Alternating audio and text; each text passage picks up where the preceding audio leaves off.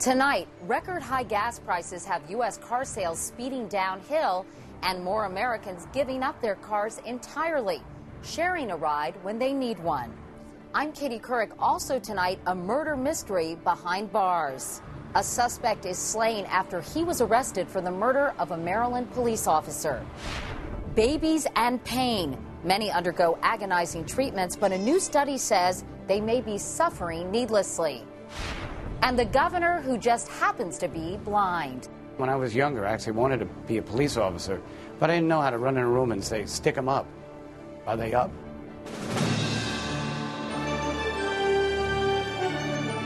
This is the CBS Evening News with Katie Couric.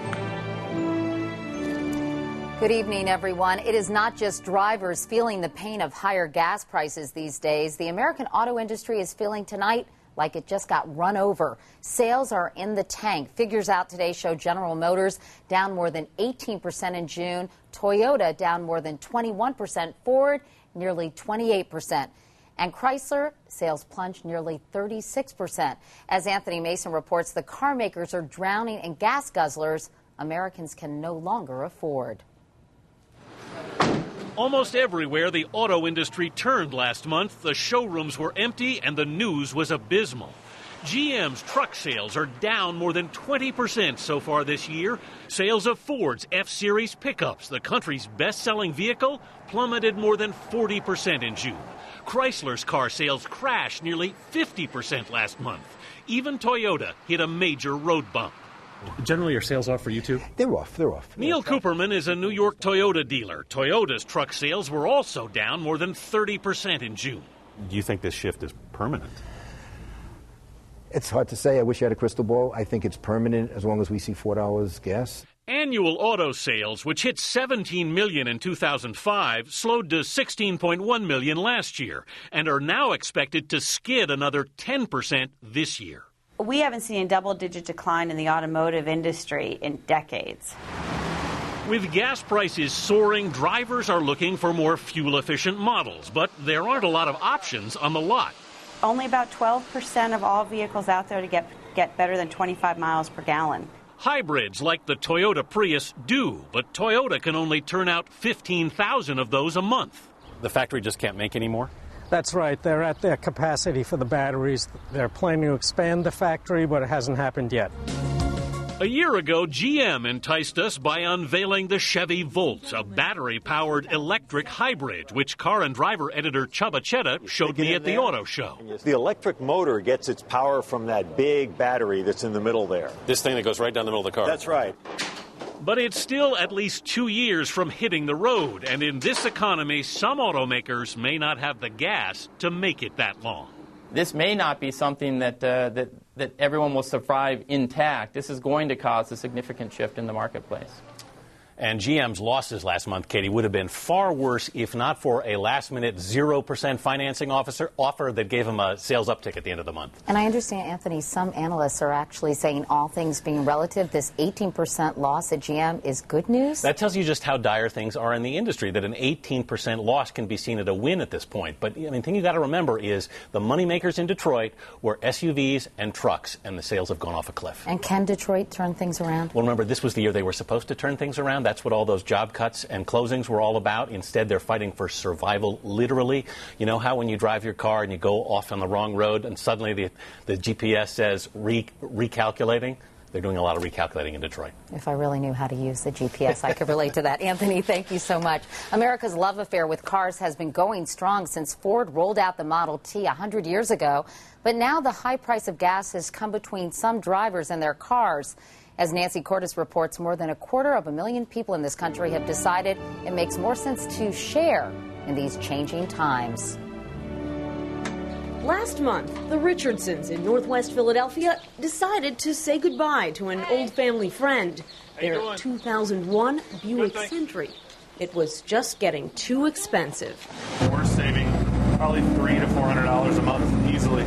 Do you miss your car? I do not. They still have wheels, they just have to share them. For $15 a month and $4 an hour, the Richardsons can reserve a car at any one of Philly CarShare's 250 car pods. Gas is included. Red? It's red! One swipe of a key fob and away they go. In this case, to the grocery store. It does take more planning, but it's not difficult. I mean, you just have to, you spend your time better. You're more efficient with your day. With gas pushing $4.10 a gallon, a full fifth of Center City residents have climbed on board, making Philly CarShare the nation's largest regional auto sharing network. But several other cities are hot on its wheels. Enrollment in Chicago's iGo program has jumped 43% since last June. With demand like that, even traditional rental car companies are now looking to get in on the act. Hertz, Enterprise, even U-Haul, all experimenting with renting cars by the hour. At the same time, rental agencies are beefing up their regular fleets with hybrids and compacts because that's what gas-weary customers are asking for. Well, I didn't get an SUV, put it that way. Avis and the rest now find themselves competing with auto-sharing companies like Zipcar that don't charge for gas at all. You know, if gas prices go up another $1, it doesn't really impact me. If this trend continues, by the time Annabelle Richardson grows up, she may never own a car because she won't have to. Nancy Cordes, CBS News, Philadelphia. And one more sign of changing times. Americans are not lining up for lattes as often as they used to. Starbucks announced today it's closing 600 of its 11,000 U.S. stores in the next year.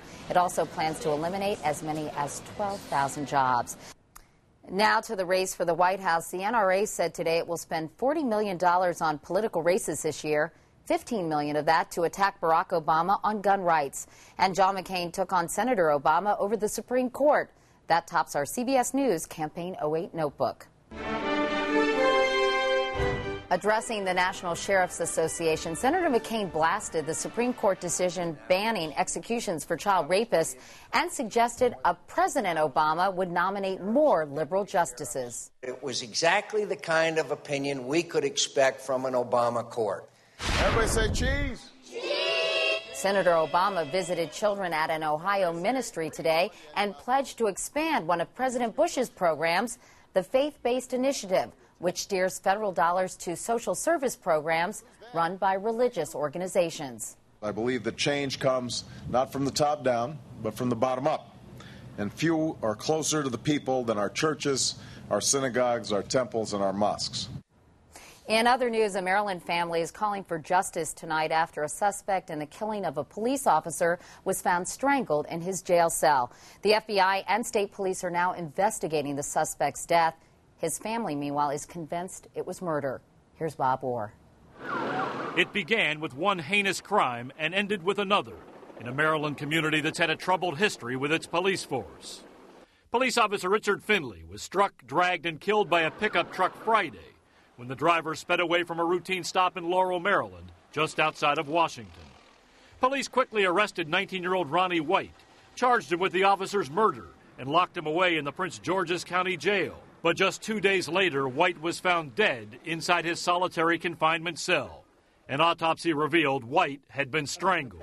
This did not happen on some dark, abandoned, lonely road. This happened in broad daylight in the custody of county officials. Officials say only 7 guards and a few supervisors had access to White's cell, and the teenager was being held away from other prisoners. In addition, guards say they saw White alive at 10:15 Sunday morning, just 20 minutes before they found his body. No one reported hearing anything unusual, and with no surveillance cameras watching White's cell block, there's no image of the killer entering or leaving White's lockup. The death is just the latest flashpoint. For more than a decade, the Justice Department has conducted multiple investigations into allegations of excessive force and discrimination by the Prince George's County Police Department. Through their attorney, White's family today called for justice. There have been no suspensions. We've said there have been no firings, and there's been a loss of life, and something needs to be done. Now the FBI has joined the Maryland State Police in the investigation.